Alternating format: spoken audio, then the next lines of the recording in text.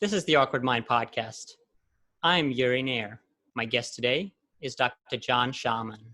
In 1978, Dr. Schaman set up the first private practice in Canada, specializing in cardiac rehabilitation and sports medicine at his Breslau clinic, the Ontario Aerobics Centre. Since then, over 56,000 patients have undergone assessments and treatments at the clinic. Dr. Schaman offers a formal cardiac rehabilitation program focusing on exercise, education, diet modification, and other components necessary to help cardiac patients recover and live a full and active life. Some of the sports medicine patients have ranged from professional athletes and Olympic medalists to weekend warriors and young hopefuls. He's believed to be one of the first lifestyle doctors in the world, and certainly the first in Canada. Here to talk about his work in cardiovascular health and his invention, the medical harmonica, is the man himself, Dr. John Schaman. Dr. Schaman, welcome to the Awkward Mind podcast. Thank you. Thank you very much, Yuri. Yeah. It's good to have you. So tell us, before we jump into all the medicine stuff, what was it like growing up in Canada? Well, I think it was probably all over the world, very different than now. I think that I remember we had a very close-knit family situation, a lot of family dinners and extended family, cousins and this kind of thing. And we didn't have a lot of the things that we have nowadays. Things were kept for long periods of time. In the early days when I got a camera as a child, that camera was good for about 20 years. Now you buy a camera, it's out of date about 2 months later. So it was a wholesome place to be, and I must say, I prefer it to the way it used to be. So you think we've lost something in this over-commercialized world? Oh, I think so. And I think that even in my line of work, where we look after the health and well-being of our patients, the modern day world that we live in makes it a lot harder to look after ourselves. Mm-hmm. Mm-hmm. Yeah, we're too quick to jump in and just rush and don't take care of ourselves. But yeah, I'm excited to unpack some of that, because I have a lot of questions about that and what we can do to try to slow down and actually avoid some of the challenges that you're seeing in your patients now because of the sort of the modern world. Correct. So let's start at the beginning. Do you think it's fate that a man named Schaman went into medicine?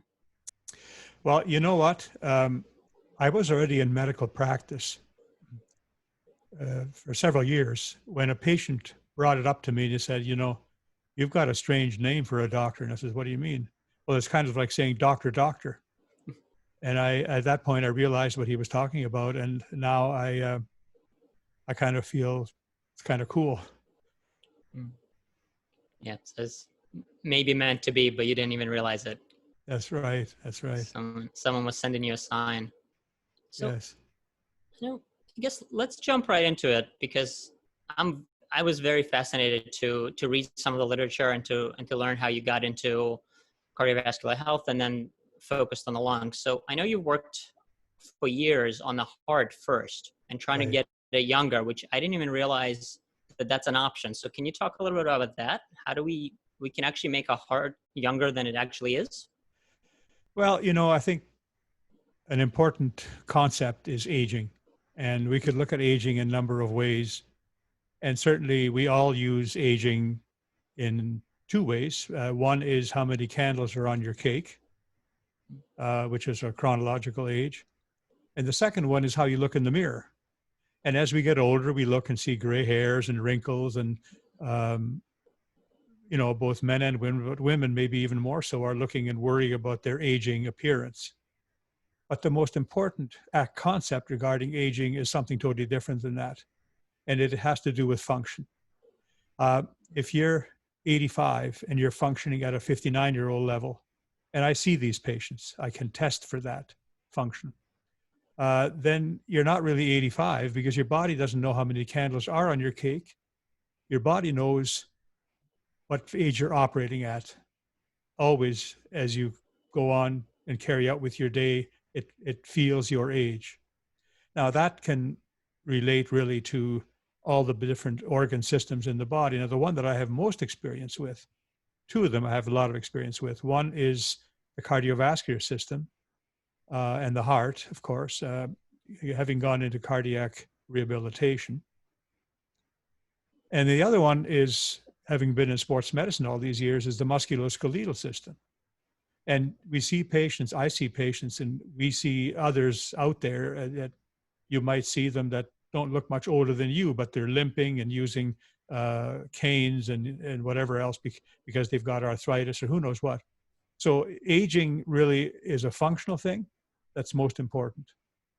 And what we found is that in the early days of the clinic, going back to the late 70s and into the early 80s, we crunched some data from our patient numbers. And we found that after a year to a year and a half of being in the cardiac program, we were actually able to achieve a reduction in functioning age of 25 to 27%. So these people were, by definition, the best definition of aging, as I put it, they were 25 to 27% younger. And a similar kind of thing happens with the musculoskeletal system. If you are kind to the musculoskeletal system, and that doesn't mean not using it. It means using it appropriately. Now, long distance running and this kind of thing is an exercise that has always been felt in my days in this line of work to be a good exercise for the heart patient. However, I tell patients, if you want to run a marathon, then you do that for your head, maybe to some degree for your heart, but it may actually be detrimental to your knees and hips and such. So a lot of long distance runners who do exceed the more moderate and get into the exceptional range, they actually may have wearing out of some joints. So you always have to balance the good that something does versus the bad that it might do. Now you mentioned, I don't know if you want me to keep going, you also mentioned the more recent area of aging having to do with the lungs.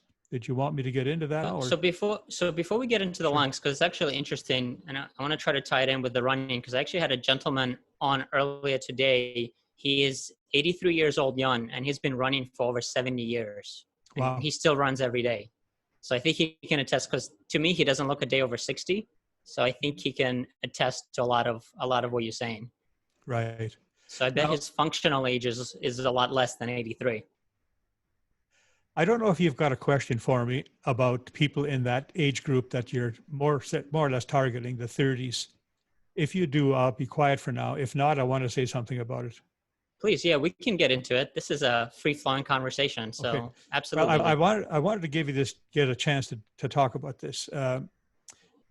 Now, a lot of people think that heart disease is something that you get when you're old. There is not a 30-year-old, male or female, in North America that doesn't already have the start of heart disease. Because the main kind of heart disease is called atherosclerosis. It's a fancy name for a disease of the inside of the arteries. And this disease starts in most of us probably before we're teenagers. And it builds up over a long period of time. Unfortunately, certain individuals, due to circumstances of possibly genetics, possibly behavior that they're taught as a youngster, or maybe living in a household where smoking is common. These are all factors that increase your chances. And I have had patients in their lower 20s that have had full-fledged heart attacks, the same ones that we see in patients that are 89 years old. So I just wanted to make sure that your audience, which may well be younger men, are aware that they need to look after their hearts now. They don't wait until they have a heart attack. It's too late then. So let's unpack some of that then, doctor, if you don't mind. What do we do? Because there's no magic pill, right? No. As a matter of fact, if somebody could be motivated enough, and who might be motivated, it might be someone who does have a family history of early heart disease. I've had many patients come to me and say, doc, I hope you can help me whatever way possible to change the odds of my chance of a heart attack. There have been no males in my family aunts, uncles, not aunts, I guess, but uncles. Aunts wouldn't be so likely. But anyway, certainly they had no male relatives that made it past 50 without dying of a heart attack. So they say, well, what can I do? And I say, well, you need to do what I recommend for the patients who have already had heart trouble. Now, why would we recommend the same thing? Because if somebody has a heart problem and they survive it, the big problem that they face is really another one coming down the line. So someone who's never had one and someone who's had one that is worried about another one are not that different in a sense. And it involves an aggressive lifestyle change. Now, what would that involve? Well, we have this program called the Heart Disease Reversal Program. It was designed in the early 90s in our clinic, although a Dr. Dean Ornish, whose name is not unfamiliar to many, he's a world icon really, because he showed in the early 90s, actually in 1989 initially at the American Heart Association annual meeting in New Orleans, he showed that his data supported the fact that aggressive lifestyle change in high-risk cardiac patients who were already diagnosed with bad arteries and heart attacks, et cetera, and they showed an 90 some odd % chance of reversing that blockage. So if somebody were willing to go hard enough at lifestyle, and I'll talk about what those factors are, to go at that aggressively, they have the chance of actually reversing what artery disease you've got. The problem is that the modern world loses sight of these kinds of things because they're not easy. And a lot of people who have looked at this, and even doctors that might have been in tune with this in the 80s, late 80s and into the 90s and such, they've fallen off the wagon because they see it's too difficult to get people to do this. Why? Because a normal doctor, how long does it take to write a prescription? Not very long. And they can have the patient out the door and on to the next patient. I mean, no matter how you look at it, doctors, like every other person who's employed, is concerned about, their paycheck. And if you spend a lot of time with people, as you have to in my line of work, you don't do financially very well, especially in our socialized medical system where you only have so many minutes, the patient in and out, or if you spend more time, you may not even have enough money to pay for your staff if you spend too much time with the patient. So that's the problem. A lot of doctors find it so convenient to write a prescription. The patient's out the door and it has them back again in a month to see how that prescription's doing for them. Or on the other hand, if you're a surgeon, it's so easy to book the operating room date for a triple bypass. And the patient comes back at that time. And in the US, that would be a lot sooner than it would be in Canada because we have longer waiting lists. And when that patient has this procedure, they wake up from their anesthetic and they feel fixed. They're fixed. Their problem is fixed. The surgeon fixed it. Well, the surgeon fixed the immediate problem that was there at that time, but the surgeon didn't even make a dent on the problem, which is what started all of this and what continues to go brew in this patient. So I have all kinds of patients where a bypass lasted less than a year. Now, many, it's much longer. The data used to show a bypass gives people 5 to 7 years. If they don't go about the business of looking after the problem, that same process that caused the trouble in the first place is going to keep continuing right the day after they get, or the day of their bypass, it's continuing. So someone who really wants to tackle this problem at a young age and if got a strong family history, or if they're the kind of person that really would like to do everything possible to stay away from this disease later in life, they would look at a concept program that's very similar to what we call the Heart Disease Reversal Program, which includes exercise, low-fat vegetarian diet, group support, and stress management. And right there, the deal breaker for most people will be a low-fat vegetarian diet. Yeah. But everything you're saying, doctor, is simple, right?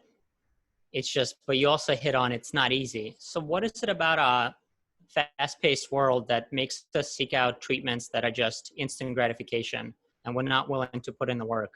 Because we talk a lot about on this podcast about the mindset that it takes to succeed long-term. So I'd love for you to expand on that if you don't mind. Well, I guess you asked me early on what's different now compared to when I was a kid growing up in Canada.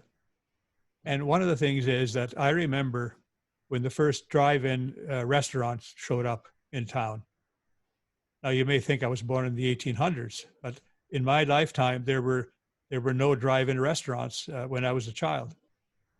And then gradually they started showing up. And because of that, food is too convenient now. In the days of our forefathers, in the days of my childhood, somebody had to slave in the kitchen to prepare the evening meal. And they largely cooked things from scratch. You didn't use a lot of foods with additives out of cans and such. And so the food we have now is not as healthy. It could be, but it just isn't because people find it less convenient. Furthermore, I remember when I started my medical practice in cardiac rehabilitation in 1978, it was already at that time unusual to see someone running on the street. If you were walking on the street and someone jogged by, you would never see a female jogging by. You see the occasional male, and you actually did a double take and have a look at him and see, what's that weirdo doing? What's going on here? And now you can walk down the street and have 100 joggers go by and you never even see them. So the big difference is that in those days, we had so much activity in our daily lives as part of our jobs, as part of walking to school. I had to walk to school for about a half an hour every day, up there and back. We didn't have people driving us and worrying about children being kidnapped and this kind of thing. I mean, it might have happened, but it certainly didn't happen in the community I grew up in. It might have been a rare thing. But now parents drive their kids to school. They have to protect them from these bad elements out there. The world is not as nice a place. I'm sure you can imagine that. So it's a lot harder to do a lot of this now than it might have been back at that time, especially with the food. And then there's the stress and group support. I mean, social media didn't exist until a few years ago, in my opinion. Certainly in my early days, there were no computers, and I was well into practice when the first computer showed up.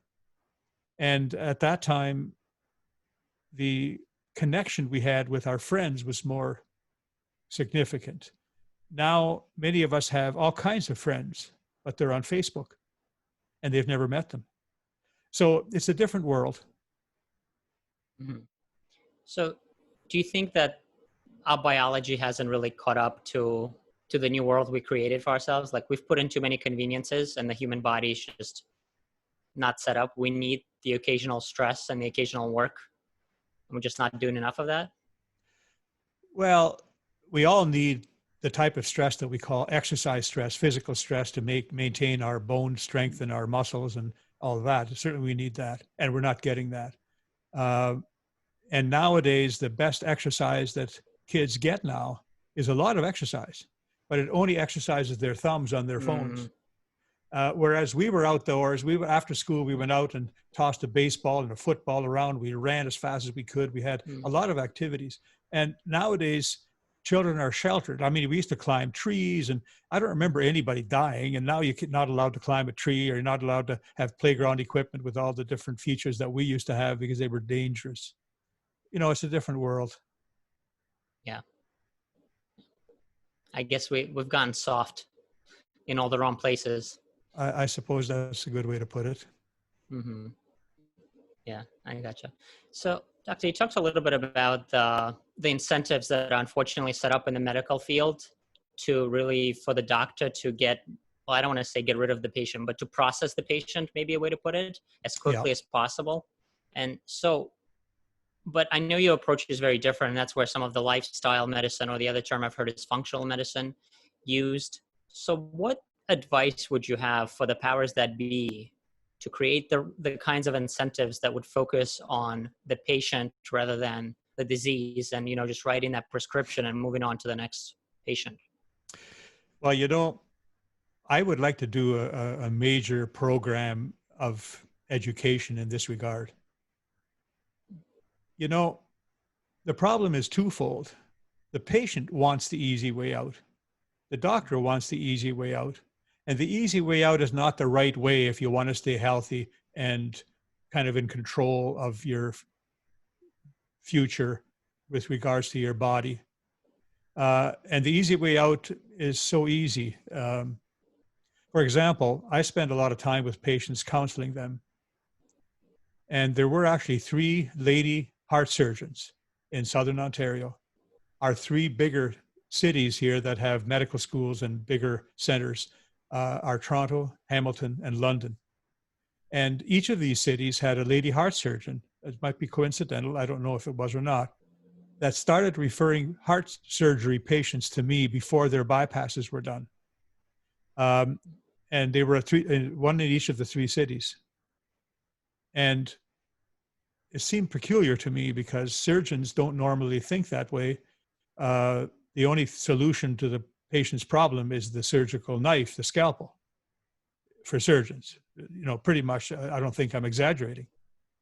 Unfortunately, pretty much the only solution is in the medical field of family doctors and cardiologists is the prescription pad.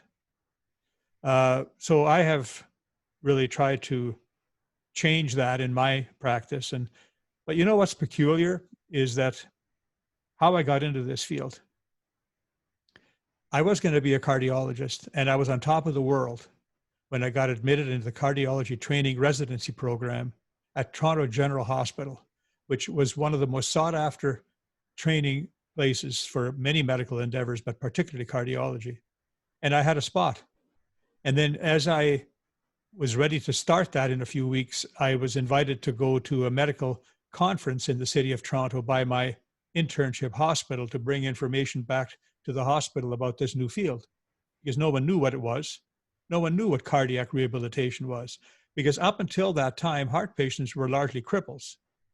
It was felt by most that heart patients shouldn't even walk to the bathroom initially because their heart could be further injured by making that heart beat stronger, and it's already damaged. You can't do that. It makes kind of sense. But it was proven by my mentor, Dr. Terry Kavanagh, who I met at this symposium, who I'd never heard of before. And I was so captivated by what these people were doing with heart patients. And instead of being crippled, sitting in an easy chair, not allowed to do hardly any physical activity, he turned them into runners, and they ran the Boston Marathon, the Honolulu Marathon, the Dublin, Ireland Marathon. Not all of them, but the ones that were young enough and able enough. Age didn't necessarily have to be a factor, but status of their heart and how much damage they had. And this was a powerful message to the world. And initially, when I started my training with Dr. Kavanagh, instead of going into cardiology, there was a cardiologist from the city of Toronto in one of the main hospitals who was the chief of cardiology. And she was interviewed for an article after Dr. Kavanagh had been on the news, in the newspaper, with a picture of his marathon runners. I mean, that was headlines in the world. And this cardiologist wrote in there, I wish I would have, I cut it out and I don't know what I did with it, but it's so many years ago, it was like the mid 70s. And it basically called Dr. Kavanagh a showboater. And he's doing a danger, he's presenting danger and doing a disservice to patients, because everyone knows that it's malpractice to take a heart patient and make them exercise like that. Now, whereas it was called malpractice at that time, it's now pretty much malpractice not to prescribe cardiac rehab in the modern world. So I certainly did a U-turn from what I was going to do, and I wonder what my life would be like. And I often wonder what the guy that got my spot at Toronto General Hospital is doing right now. I'm sure that he's long ago retired. And but would I change? Probably not. I've had an amazing life. Every day, even now, I go to sleep at night thinking about all the people that I've actually really helped, not just by writing prescriptions and, being brief with them, but actually really help them. And that's what makes me get up again in the morning and go at it again. Yeah, that's so beautiful. So, Doctor, a little earlier, you said that it's not just the doctors, but also the patients want to choose the easy way out. So and I know you've done some work on this, what can we do to encourage the patient to adapt a different mindset? Because I think, especially in the free market, but I think also in the Canadian system, if the patients have different expectations, the doctors will eventually adopt, and then so will the medical system, hopefully. And we'll see more of the kind of work that you're doing. Well, you know, I'm not the only one doing this work. There's lots of people in the U.S. doing work. I'm not sure. A lot of them are more academics, are out there maybe giving lectures, which is good. I myself have given over 3,000 lectures in my career. So giving lectures is important, letting people understand. But I feel that working in the trenches, one patient at a time, gives a message to the patient rather than have the doctor sitting up here and having all the lower workers dealing with the patients, which is really a lot of what happens. And I don't know that too many doctors would want to really get down there and get their hands dirty, patient after patient, all day long for a whole career like that. But it certainly has given me a tremendous satisfaction and a tremendous clientele that sing the praises of the kind of work we do. So what could be done? Well, I think education. I think people like myself who actually have worked with one patient at a time for a whole career needs to get out there and get this information out there so that people will buy into it. Buying into it is the biggest problem. If a doctor spends 30 seconds handing the patient a brochure about exercise or a brochure about diet and doesn't invest any time in it, the patient will leave and not have the feeling that this doctor really cares all that much.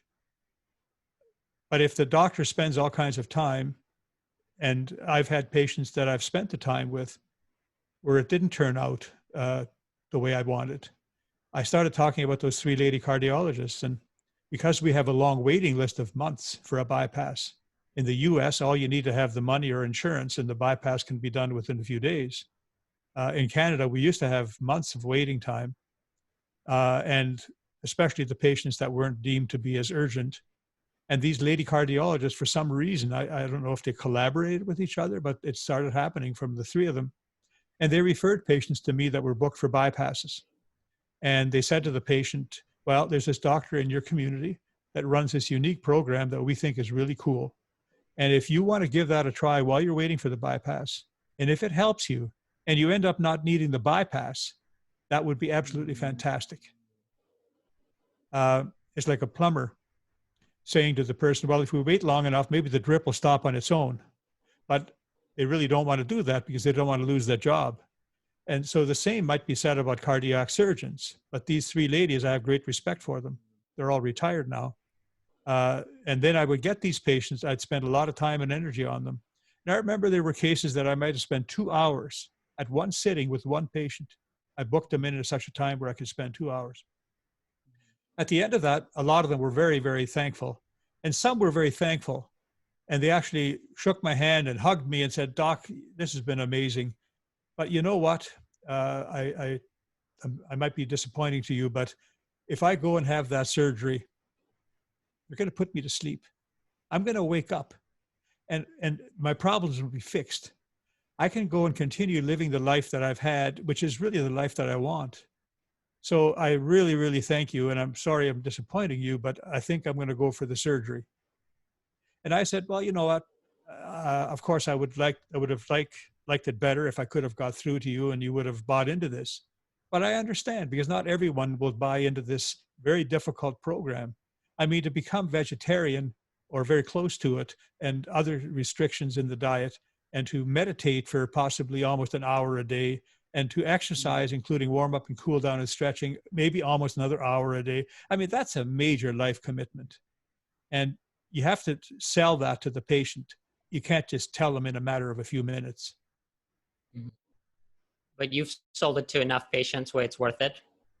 Absolutely. I have had all kinds of patients that were booked for bypass that ended up dying of old age 25, 28 years later. And I have many right now that are still living and have not had their bypass. On the other hand, there's another little bit of a trap, and that is that when you start feeling better, the incentive, like a lot of patients will initially not feel so well, whether it's psychological or actually physically. And when they have those feelings, they're more motivated and reminded they've got to keep doing what has to be done. But a lot of patients, when they get better, and they almost all get tremendously better. I talked that 25 to 27% better before, and that's a significant improvement. And when they get better, they'll often sort of slack off. They might miss a day, then they'll miss 2 days, and next thing you know, they've missed a week, and it gets harder and harder to get back at it. And one of the things that we tell our patients is that if you ever fall off the wagon and you stop coming to the clinic, I know it's a natural feeling that you'll feel self-conscious about coming back. Don't feel that way. Your seat, your chair in the seminar room will be reserved, and you're part of our family. And if you ever fall off this and you need to come back, we're here for you, and don't ever hesitate. And I think some of them do fall off and eventually do come back months or a year or two later, or maybe after another bypass later. Now they've had 2 bypasses. I've had patients that have already had 3 different bypasses when they came to me. And I said, well, we're going to do our best to make sure you don't need a 4th.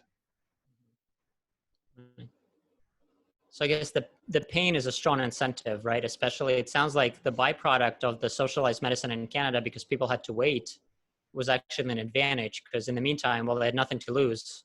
So you were able to help them. Correct.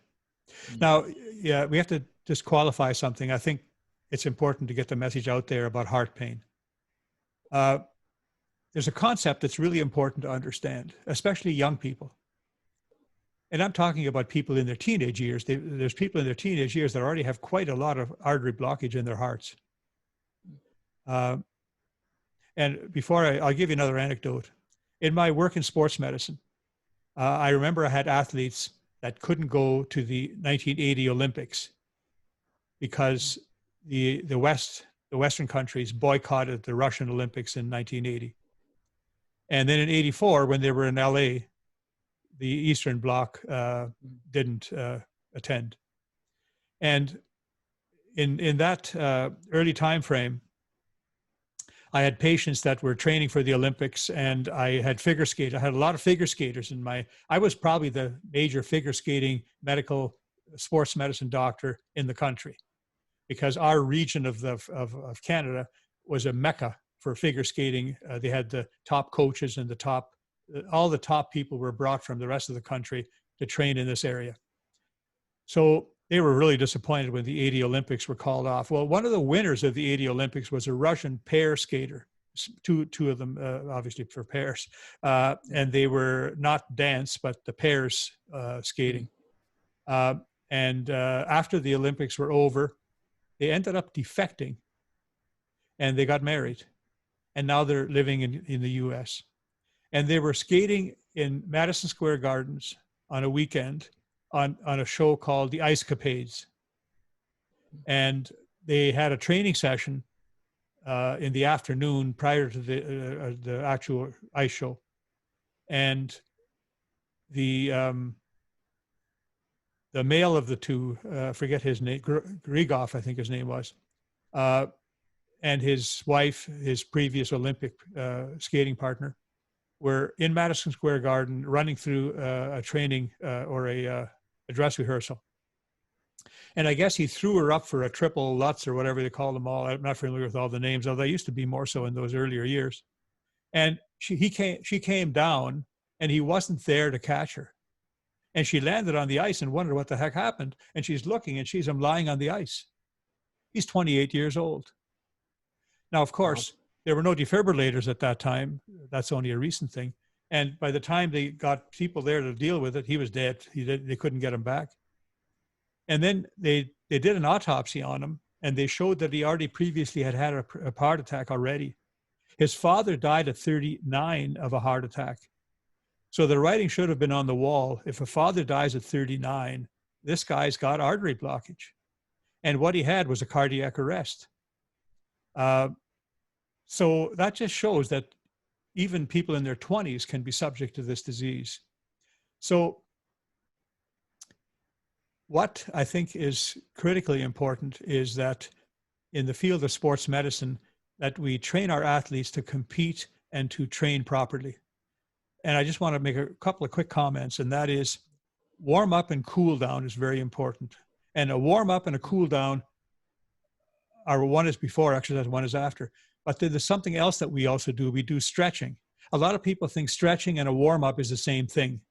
In my definition, it is not. A warm up is doing the same exercise you're going to be doing. So if it's running that you're doing, you do a warm up by easier running and building up to your pace over several minutes. Stretching is done for a different reason. It's to make the muscles more pliable and to reduce different kinds of tendonitis injuries and joint injuries, etc. So it's important that young people who do go out and run and train, biking is the same thing, swimming as well, any of the cross-country skiing, rowing, they all require a warm-up and stretching, which are different things. I tossed that in case I didn't get a chance later, because after 4 or 5 hours of our discussion here today, we may not have covered everything. Anyway, Right. If I end up getting too detailed in something, you can interrupt me. I don't mind. No, it's okay. It's okay. This is super useful. And I think actually, because I've heard you talk about that offline before, that the stretching versus the warm up, and I know, because it's just quote unquote, you hear it all the time. Oh, you got to stretch before you exercise. But what you're saying actually makes more sense, right? Because you're using the same muscle groups, so it really is a warm up in that sense. So that makes sense. So, doctor, so I guess so that we, so we don't go 4 hours and lose everyone here. Let's sum it up into the lifestyle and functional medicine stuff, and then how you went from focusing on the heart to the lungs, and why you realized that the lungs are actually even more important, if I understood correctly. Well, I wouldn't say it's more important. No, I'll explain that though. So you want me to kind of go into that respiratory, lung, pulmonary diversion? Well, it wasn't really a diversion.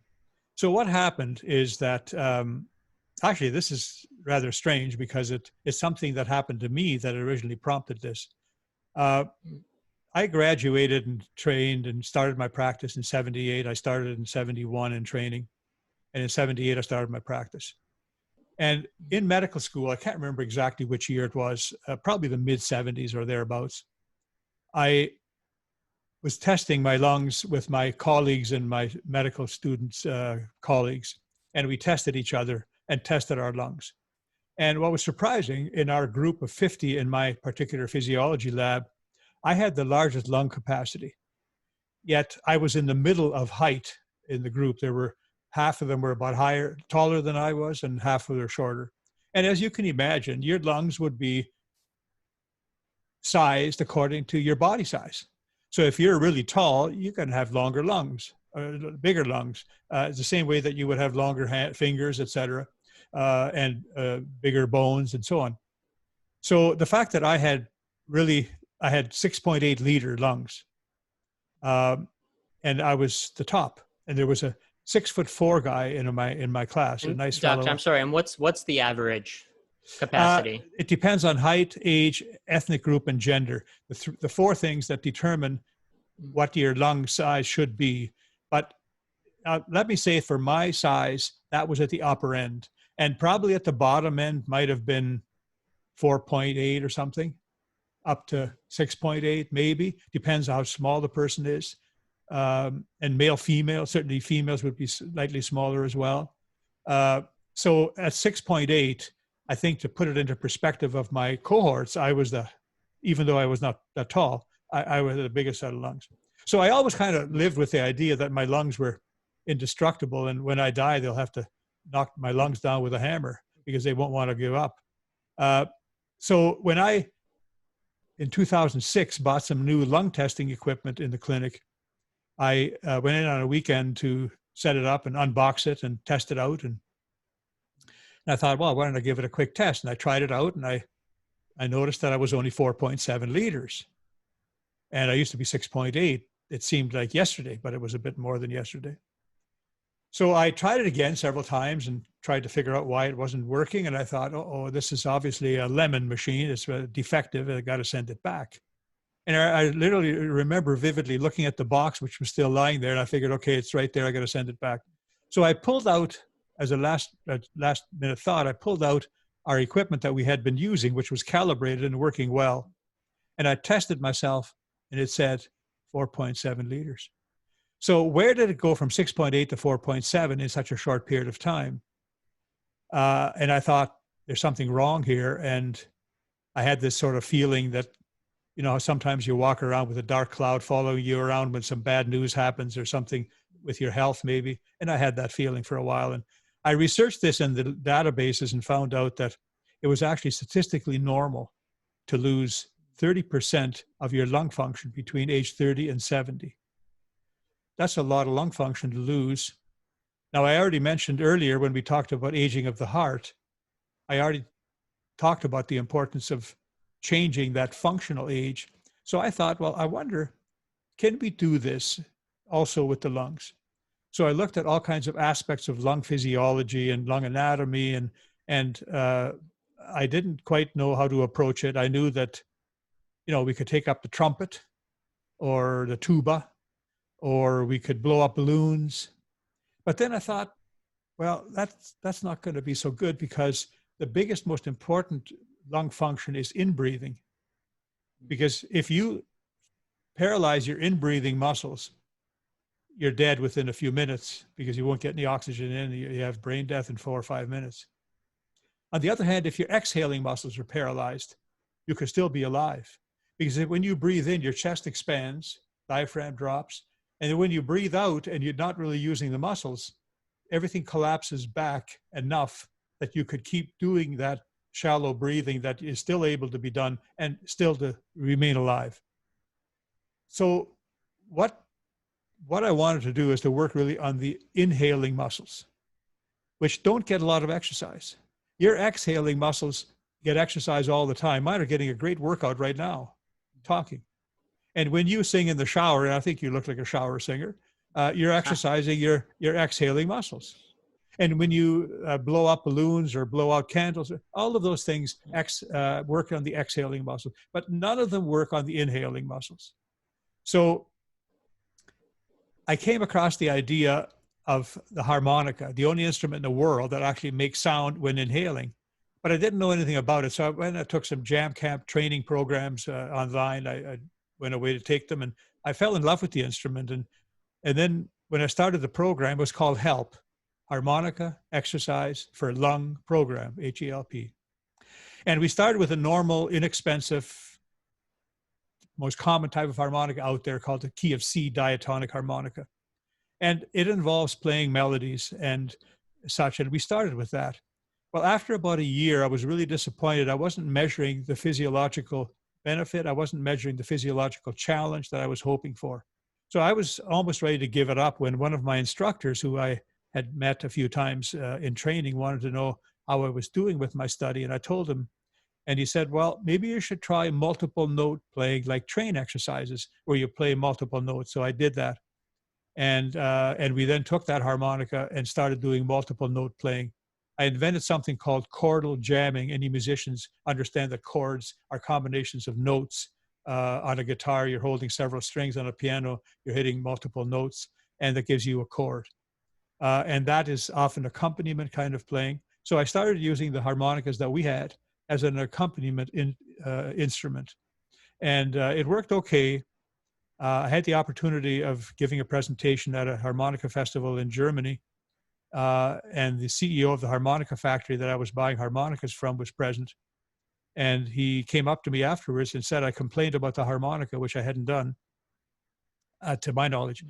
And I said, well, I didn't complain. He says, yeah, you said it didn't have enough chords. Of course, it only has a blow and a draw chords. You only have 2 chords. It's not very musically pleasing. So he said, well, what would you want? I said, ideally, I'd like to have at least 3 chords. Well, he said, I'm a builder. I run the factory. I don't actually play.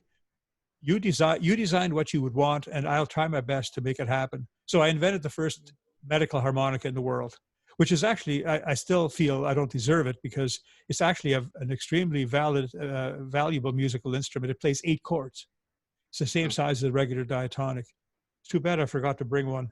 I could have given you a bit of a taste of it, but anyway, it plays chords, and I developed a whole lot of resources around it. We have a website that explains all the resources and presents the resources. And now the patients can do multiple note playing along with music with this instrument. And it does give us the physiological challenge. And so, Doctor, before you go on, just about the musicality of it, yeah. Did you have musicians in mind when you designed it? Because I heard in a few years ago, I think in the CBC interview, you said that it's for the musically hopeless. Well, it was designed for my patients. Now, the first harmonica we used was actually harder to use, the regular harmonica, than the medical one. The medical one is, you can do a lot with it if you want to, but you can play it out of the box and play 8 different chords in a matter of, you can play 4 of them the same day. You can play the other 4 with a little bit of help in a few days. And that way you can move around and play these chords that can match with other musicians. So it was designed for the musically hopeless, but it's used by some of the greatest harmonica players in the world. Oh. And what have they said about it? Well, one of the young gods of the harmonica is a guy by the name of Jason Ritchie. And he is a younger guy who is mind-blowing, and he is well known around the diatonic blues harmonica world more than anybody probably. And he told me one day at the harmonica convention, somebody came along and put their arm on my shoulder, and he, I didn't know who it was. I looked over and it's Jason. And he said, "You know, Doc, I use your harmonica every day." And I thought, why? I thought he might use it now and then as a novelty. And I said, "What do you mean? Why would you do that?" And he says, "Well, I teach a lot. And I don't have to use a guitar, which I'm not very good at. I can actually accompany my students with the medical harmonica."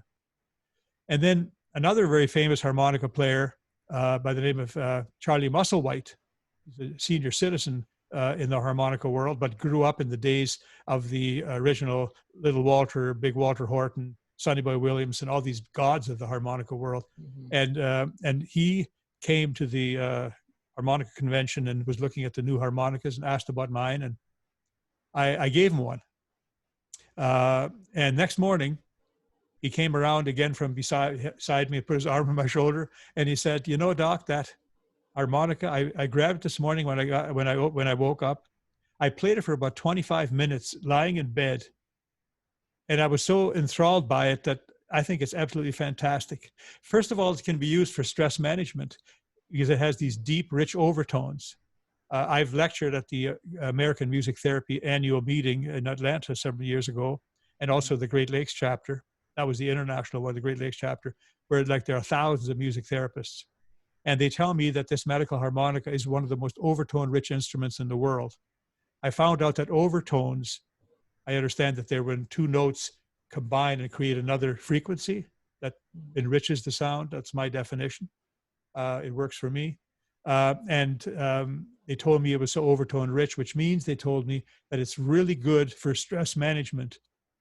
So I have my patients just breathing through the instrument. As you know, a lot of stress management and yoga and so on involves, almost everything involves breathing. So now you're breathing through this special instrument, which is very easy to do. And I find it very therapeutic for myself, stress-wise. Oh. And so what benefits are you seeing for your patients? Because that's especially right. We're talking about lungs a lot now because of with everything going on. So what have you seen? Well, let me address that from COVID-19, but first from my actual measurements in my patients. We're finding that obviously it depends on how diligent the patient is. If the patient puts in the time and the effort, and we see that from our specialized diaries that they fill in for our research purposes, we look at that and we can then come up with a dose of the harmonica, because you can't take 50 milligrams of harmonica. So you've got to find a way of dosing it to do a dose response study. And the response is going to be to see what the improvement is in breathing muscle strength. Okay? And the dose is what the patient puts out. And when patients put out a higher dose, they do it more often, longer, and more aggressively. We get improvements between 50 to 60% in the breathing muscles. You remember the 25 to 27% in the heart, which we were overjoyed by? Well, we're getting in these really diligent patients 50 to 60%. So that's the first thing. Now, switching over to COVID-19, I would have thought the place where this instrument would have come in and been really, really helpful would have been in the convalescent phase after somebody's had this disease. Because even the people that have a milder version of COVID-19 have longer term problems. I was just in the past week talking to some of my own patients who have young relatives, they're young as well, cousins in the early 40s that had this disease, COVID-19, survived, got out of it without being any major problem, but they're still not normal. And it's like 7 or 8 weeks later. And we also know from MRIs and CT scans that after having this disease in the lungs, that there are changes in the lungs that show up on these scans, and no one knows what they mean. There's so much about this disease that we don't know about. I spend literally 2 to 3, 4 hours a day researching medical websites to try and keep up to date with all the new findings, because I have to advise my patients I don't want to have information that's old. So that was the first thing I thought in the rehabilitative phase. Well, I also think about the preventive phase, because we have ample evidence that in many body areas, if you have a stronger heart, it's going to have less impact. If you do have a heart attack, the heart attack will be less damaging or have less effect on that individual because the heart is muscularly stronger. And we know this also from the musculoskeletal system. So being fit in a particular body function protects you somewhat in how badly a disease might strike that function. But what I didn't expect is that it would ever be used when you are in the throes of this disease, when it has you in its grip. In other words, when you've been hit and you're feeling awful and you're lying in bed, normally you'd be told by medical practitioners the right thing would be rest, take it easy, don't stress yourself, lots of fluids, chicken noodle soup, whatever. Do you think it's the same as, I'm sorry, doctor, do you think it's the same? I just want to tie this in with what you said earlier about the heart, where we believe that for the heart attack patients, that exercise was deadly to them, and then we reversed that. So do you think it's similar in that regard? Well, you know what? You're very observant and a thinker, because I didn't make that conclusion, but you've just tied that in. I don't know that. I think this is something unique to COVID-19. Because COVID, although I don't know, maybe it would also be similar in other types of pneumonias, other infections, because we have no evidence.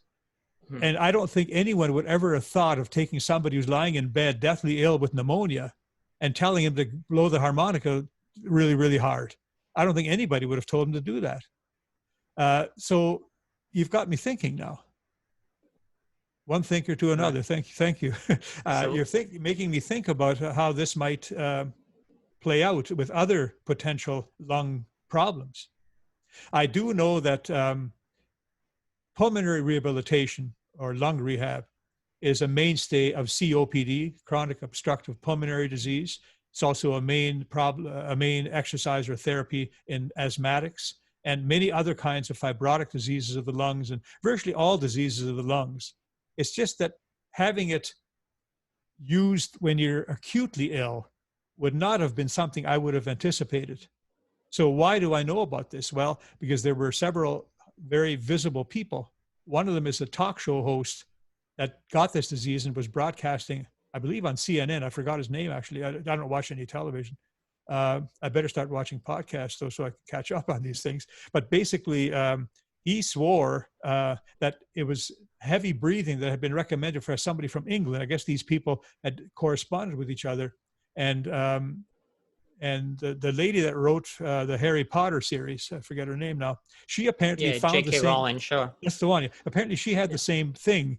Also recommended highly that you have to fight this disease when it's trying to fight you. And maybe it's unique to this disease, although I'll look into your thought on that for sure. Yeah, I keep hearing a common theme with what you're saying, that, well, the cliche is an ounce of prevention is worth more than a pound of cure, but it takes work to actually do it. So we just keep coming back to that. Yeah, I often say, if I want to sum up my line of work, I often tell my patients, I started with by saying a carpenter uses a hammer. A cardiologist and a family doctor use a prescription pad. That's their main tool. A surgeon uses a knife. When I stumbled, really not planning this all out this way, when I stumbled into this field, I realized that those were not the tools that would work for me.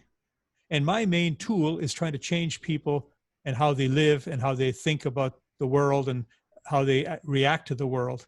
And that is what is the main tool that I use. That's so much better. I think that's what's going to make the lasting change, if we can have more of you. So we just got to clone you. I appreciate that. I really do. Yeah. And So, Dr. John, just a few more questions. With the harmonica, does someone need to see you and, get medical advice on how to use it, or is it just available You know, and a patient can start practice independently? I've never advertised the harmonica. I always hope that someday I might break even with it. But at the way it's going now, we've had to cancel all of our harmonica sessions at the clinic. And normally when we're seeing patients, which we haven't done since middle of March, at the clinic, new people come in that have lung issues, and I'll give them the opportunity of coming to a lung lecture that I give. What I'm probably going to do is I'm going to do that lung lecture and put it on YouTube and then have people watch it on YouTube. It'll be like being in my clinic and getting all the information. And then I'm going to put up some YouTube videos and information. I'm not sure how it should be. Maybe you can advise me how it might work the best, where I will actually run through some lessons that I would do at the clinic. Already we have all kinds of resources. So we've got people literally all over the world. I've got them all over Europe and in the Mideast, in the Orient, all over the United States and Canada. But most of them, of course, are ones that hear about it at my clinic and where I run the program 2 sessions in a month. And I'm going to put them online. But I don't know how people find out about the harmonica. I've never had an advertisement anywhere. But maybe they do a search somehow and they find it. My website for the harmonica is harmonicamd.com. And my website for my medical practice is shamanmd.com. So they're kind of similar, in a way. And maybe some people find, and one is linked to the other. So if somebody goes to the one, they might find out. We'll put the links in the notes as well for the show. So we can just go to harmonicamd.com and you can buy the harmonica right there. That's correct. Because it sounds like even someone at my age at 34 is already starting to lose lung function. So it may not be the worst idea to start playing. Well, I don't think it would be. I think that you never know. The only side effect we've had so far with the medical harmonica, the only one, and that is occasionally a patient becomes a musician. Yeah. Has anyone won a Grammy yet? Yes, not with my harmonica, but one guy that owns my harmonica, and he actually helped me design a version of my medical harmonica that plays in minor keys. As many people understand, major key music is more happy music. Minor key is more sad, more down, more bluesy kind of music. And he and I got together in January, right before all this hit the fan. And he has a Grammy playing harmonica. His name is Peter Matcat Ruth. And I have several others. Jason Ritchie also has a Grammy. And I'm not sure if Charlie Musselwhite does or not, but a lot of them have my harmonica and have made good comments about it. And I don't know that unless they really went out of their way to find a way to use it on stage, I mean, it could be done. I mean, on my website, the Harmonica MD website, go to the videos and look for the Harmonica MD jams with people. And I have the greatest harmonica players in the world, and it's a harmonica duet where it's me and these amazing players. And it almost looks like I know what I'm doing because the two of us together are actually pretty damn good duet, if I have to say so myself. But my part of it is very easy. And I always do more or less the same thing. And that's what makes it easy to do for the patients, because you can jam with others and they can do the hard work, the heavy lifting. Yeah. And I love that it's 3 things. You're exercising the lungs, you're doing the breathing, which is part of meditation, but then you're also producing beautiful music, which has that common effect. So it's that you've come up with a trifecta of things. And add to that stress management, you got a 4th one. To sum it all up. Well, that's great, Doctor. And I know we've already gone long, but just a couple personal questions for you, if I may. I ask everyone this. What does masculinity mean to you? Well, I've recently run into some discussions, and I have a bit of a problem. Having grown up in the 50s and 60s and started working in the late 70s, my world that I know is not the world we're in now. And I recently had a patient come to me, and it said my staff wrote this in under the chart, and it said that they were non-binary. And I didn't know what that was. So I realized that I have kind of a sheltered life with knowing what's going on in the world these days.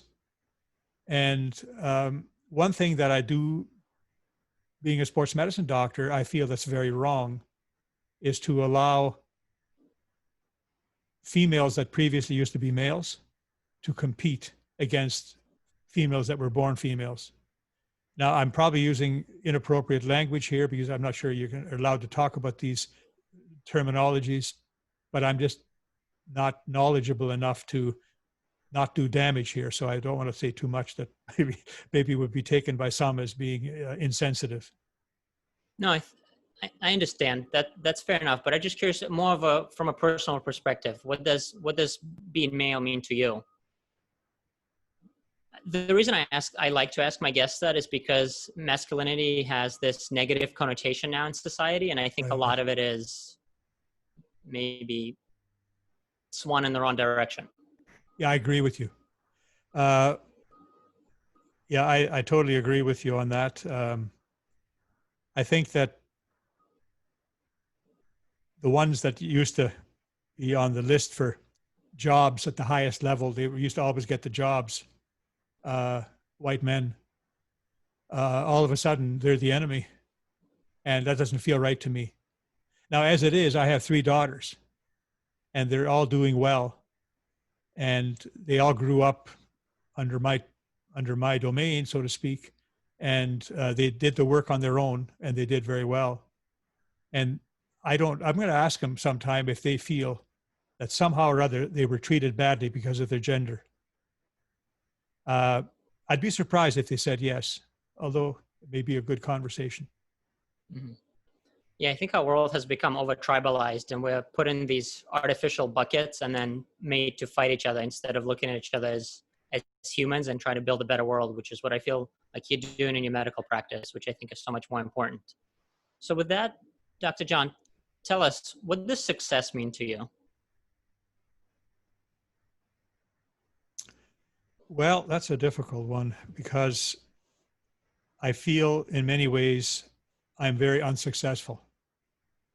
Because a lot of my colleagues are retired and own houses in the south of the U.S., cottages up north in Canada, and they drive fancy cars, and they flaunt that at medical meetings.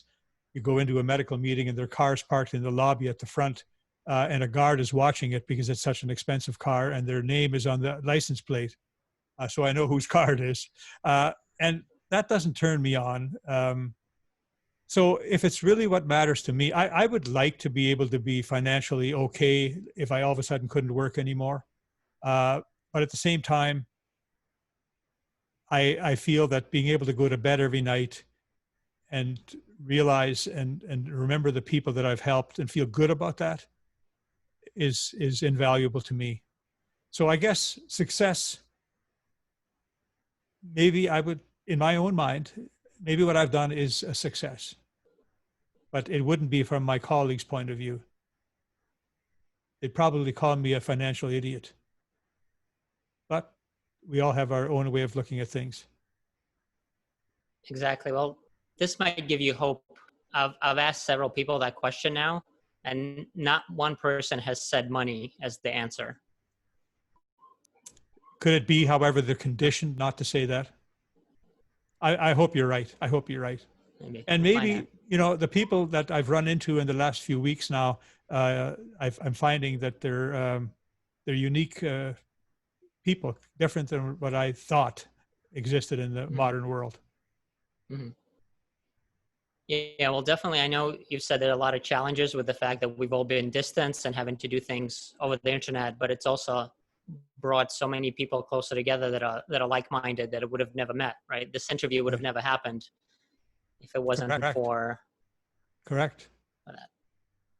So, well, Dr. John, how can we, besides, I know you said Schaman MD, as I lose my thing, sorry.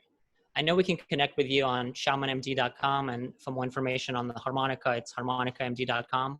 Are there other ways for people to get information and to get in touch with you? Well, both of my websites have an email address if somebody wants to send me an email. The harmonica program actually has my cell phone number. Doctors don't give that out, but that's because they live a different life than I do. So if somebody needs me for something, I don't care where they are, and I would help them in a heartbeat. Wow. Well, it's very generous. And thank you for your time today. I really appreciate it. And everyone can check out Dr. Schaman's websites. And I guess if you really need his help, you can give him a call. The number's on harmonicamd.com. Thank you. Thank you Thank you for again. your Thank you for your interest. time. Thank you. Thank you. And thank you all for listening. If you liked what you heard, please give us a 5-star review on Apple Podcast, also known as iTunes. And to hear more meaningful, inspiring, and educational conversations with real people like Dr. John Schaman, please subscribe to this podcast wherever you might be listening. That's all. Thanks, and goodbye for now.